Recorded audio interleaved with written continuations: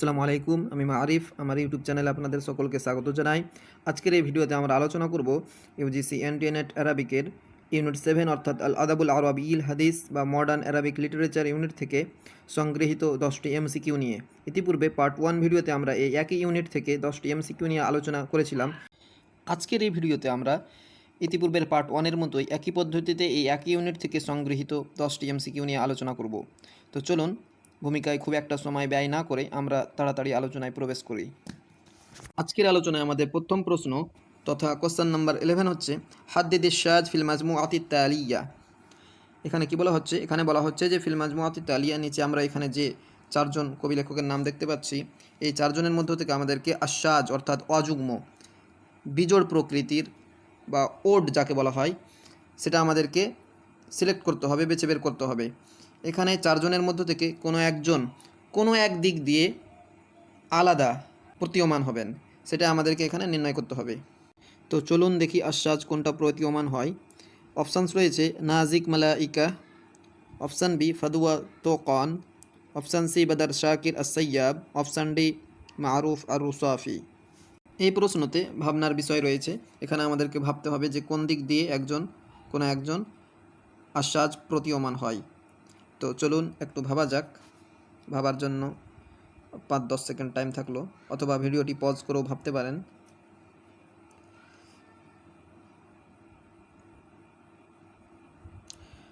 আচ্ছা, আমরা দেখে নিই এর উত্তর হবে অপশান বি ফাদুয়া তোকন।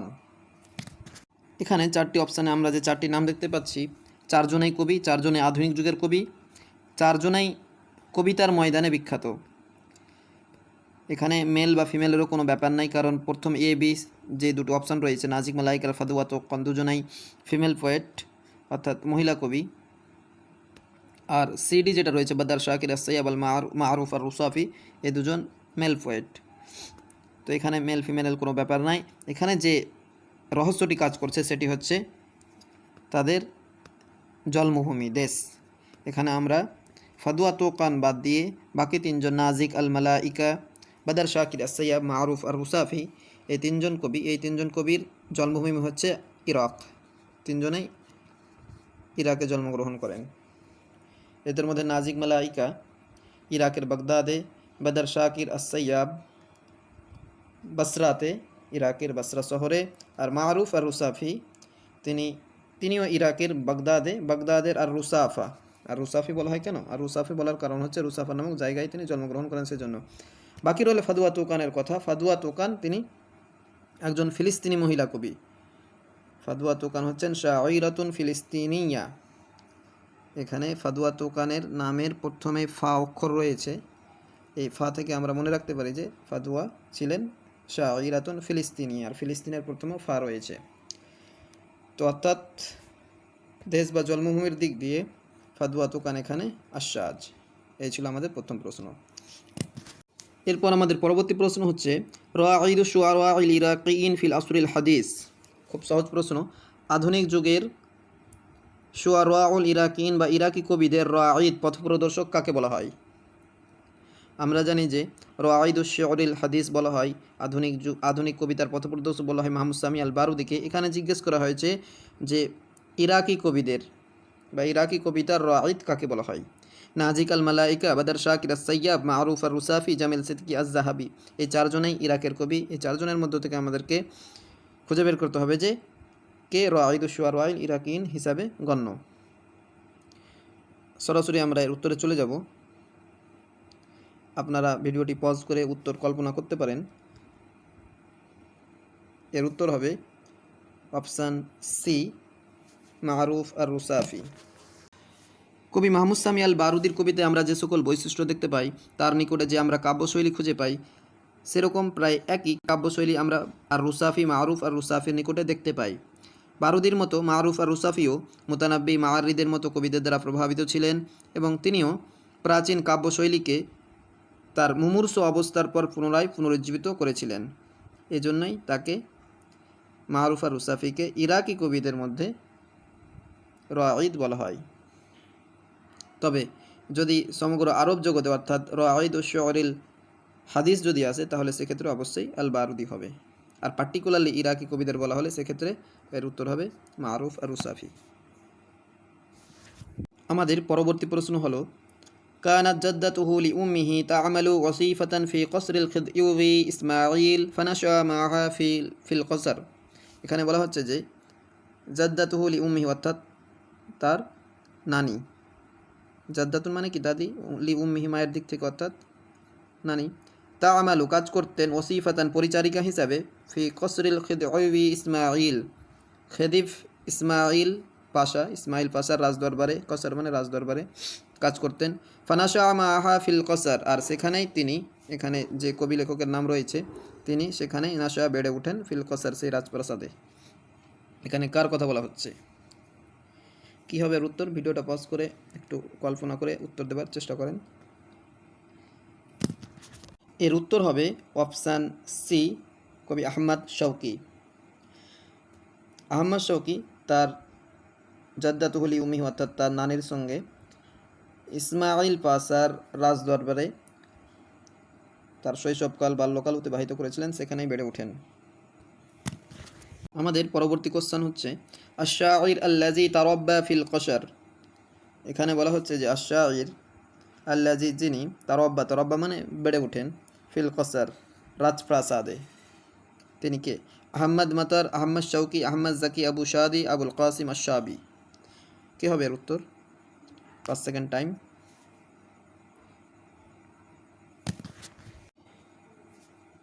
এর উত্তর হবে সেই একই উত্তর, অপশান বি, আহমদ শৌকি।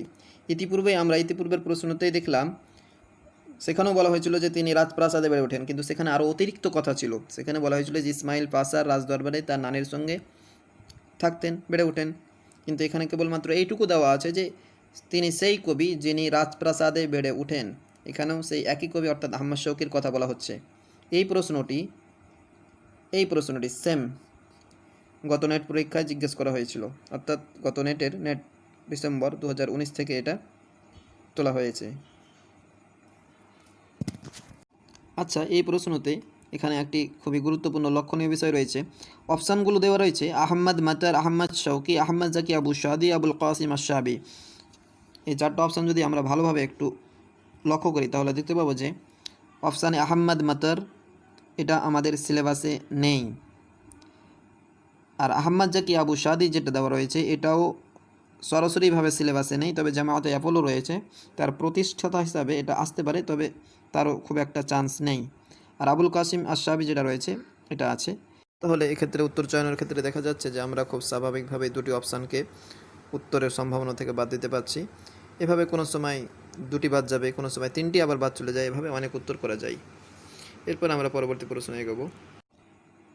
এরপরে আমাদের পরবর্তী প্রশ্ন কোশ্চেন নাম্বার 15। আমজা শৌকি 20 আমান ওয়াহিয়া জাহরাতু হায়াতিহি বিকিসমি তারজামা ফি কসরি আল খিদউবি তফঈক আল খিদউবি ইসমাইল আব্বাস হিলমি আল আউয়াল আব্বাস হিলমি আস-সানি।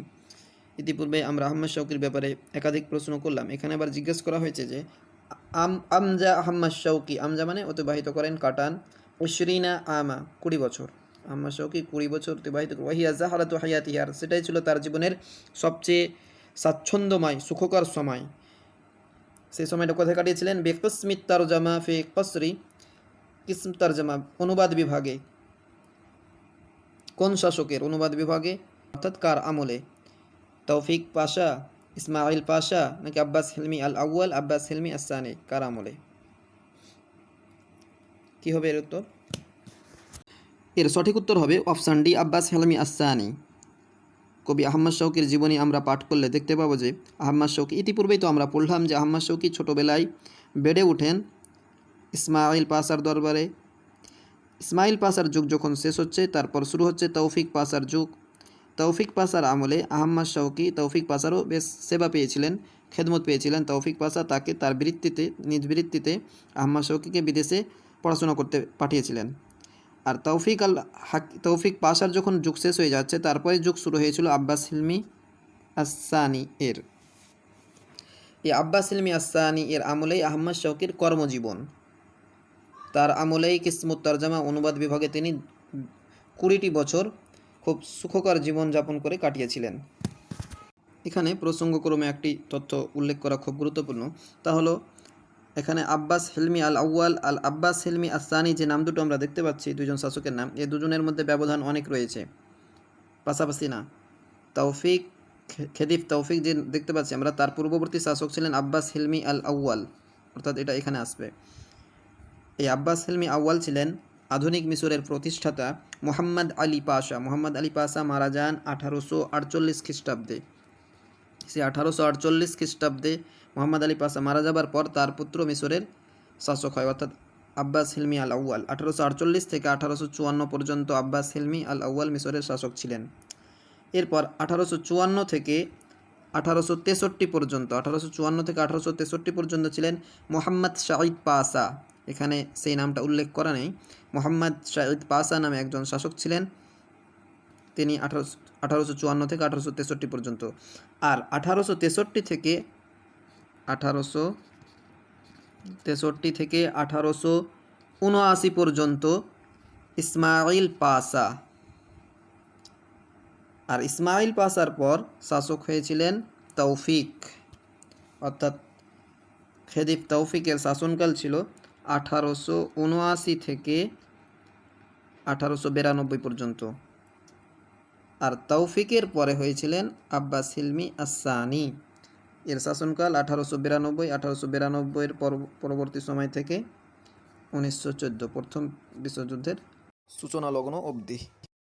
তাহলে আমরা এই প্রশ্ন থেকে কি জানতে পারলাম যে আহমদ শৌকির শৈশব ও বাল্যকাল জড়িত ছিল ইসমাইল পাশার সঙ্গে। ইসমাইল পাশার রাজদরবারে বেড়ে ওঠেন।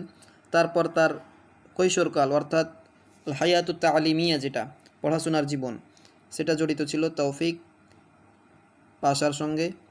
আর তারপরে তার কর্মজীবন আল হায়াতুল আমালিয়া, সেটা আব্বাস হিলমি আসানির যুগে চলে আসবে।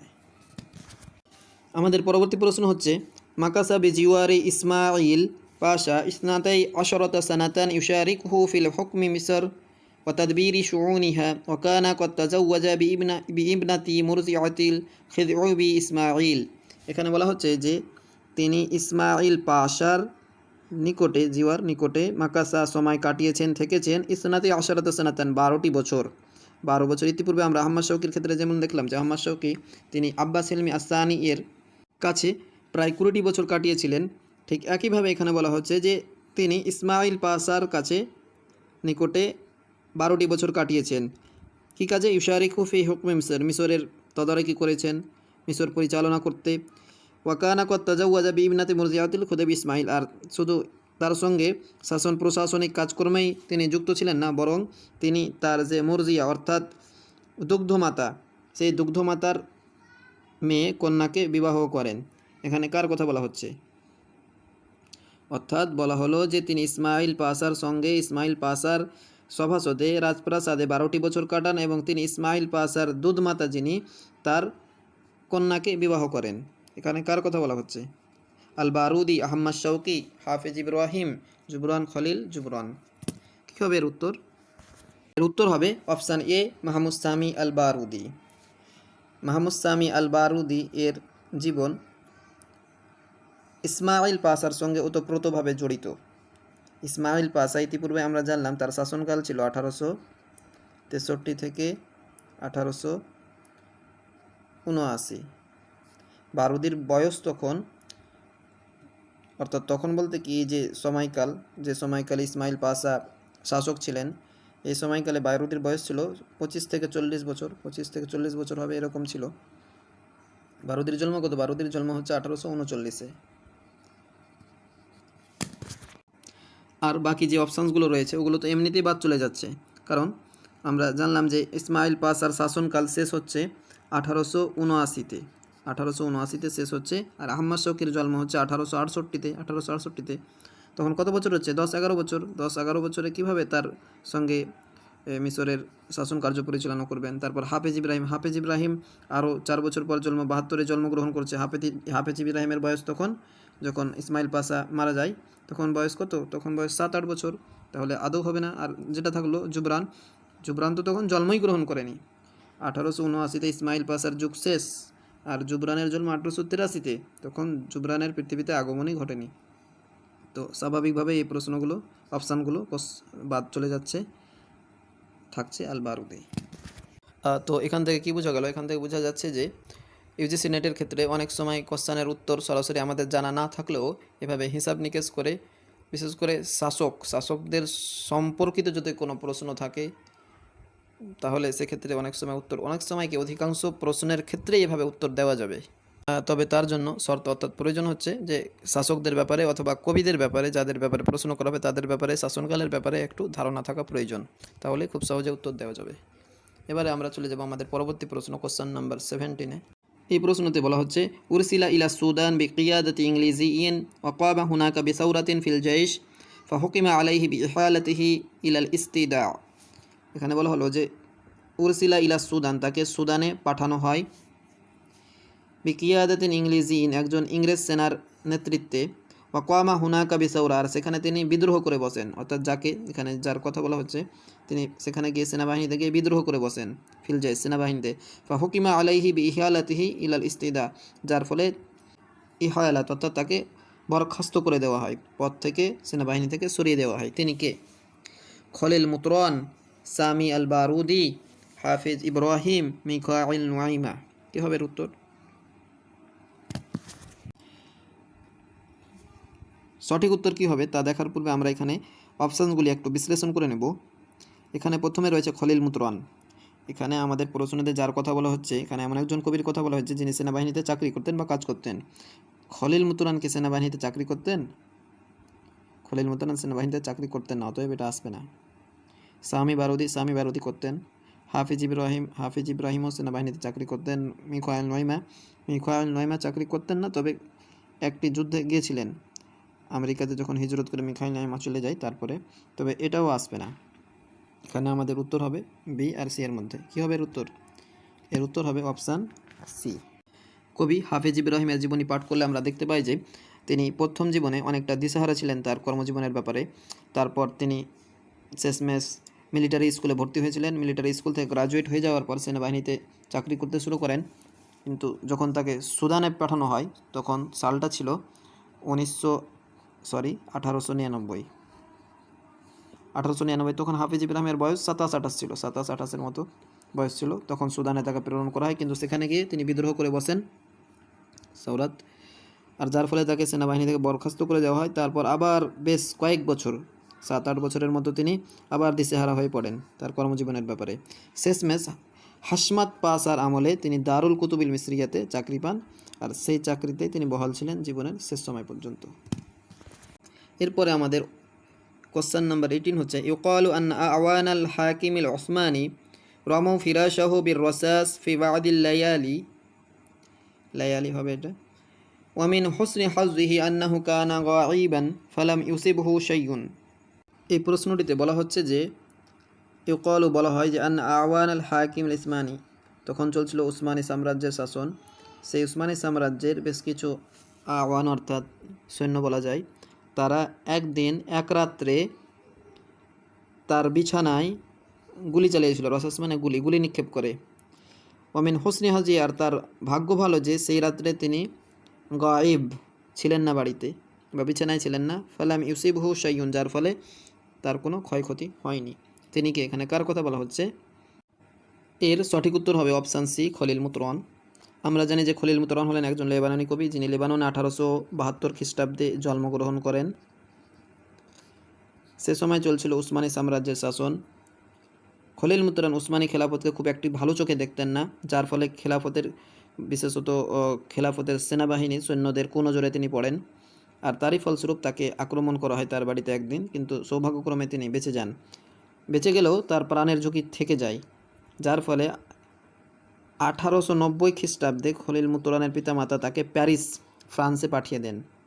তখন তার বয়স ছিল কত হবে? 90 থেকে 72 বাদ দিলে 18 বছর। কিন্তু প্যারিসে গিয়েও সেখানেও তিনি শান্তিতে থাকতে পাননি, কেননা সেখানেও উসমানী খেলাফতের গোয়েন্দাদের চোখের কুটায় পরিণত হন, যার ফলে প্যারিসে মাত্র তিনি 2 বছর সময় কাটান, আর তারপর চলে আসেন চূড়ান্তভাবে মিশরে। আর মিশরেই তিনি তার জীবনের শেষ সময় পর্যন্ত সময়টি কাটিয়েছিলেন, যার ফলে তাকে বলা হয় শাইরুল কুতরাইন, অর্থাৎ লেবানন ও মিশরের কবি। এবারে আমাদের পরবর্তী প্রশ্ন হলো নাজালা খলিল মুতরান ওয়াদি ইয়ান নীল বিমিসার সানাতা। এখানে জিজ্ঞেস করা হচ্ছে যে খলিল মুতরান মিশরের নীলনদ উপত্যকায় কত খ্রিস্টাব্দে আসেন, অর্থাৎ এক কথায় তিনি কত খ্রিস্টাব্দে মিশরে আসেন। এই তো এইমাত্রই আমরা আলোচনা করলাম যে খলিল মুতরান তিনি লেবানন ছেড়ে 18 বছর বয়সে চলে যান প্যারিসে। প্যারিসে মাত্র 2 বছর থাকতে পান, তারপর সেখান থেকে আবার হিজরত করে চলে আসেন মিশরে।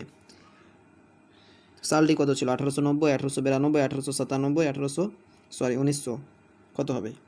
আমরা দেখলাম যে 1872-এ খলিল মুতরানের জন্ম, 1890-এ তিনি প্যারিসে যাচ্ছেন আর সেখানে মাত্র 2 বছর থাকছেন, তাহলে কত হলো? 1892। এর উত্তর হবে অপশান বি।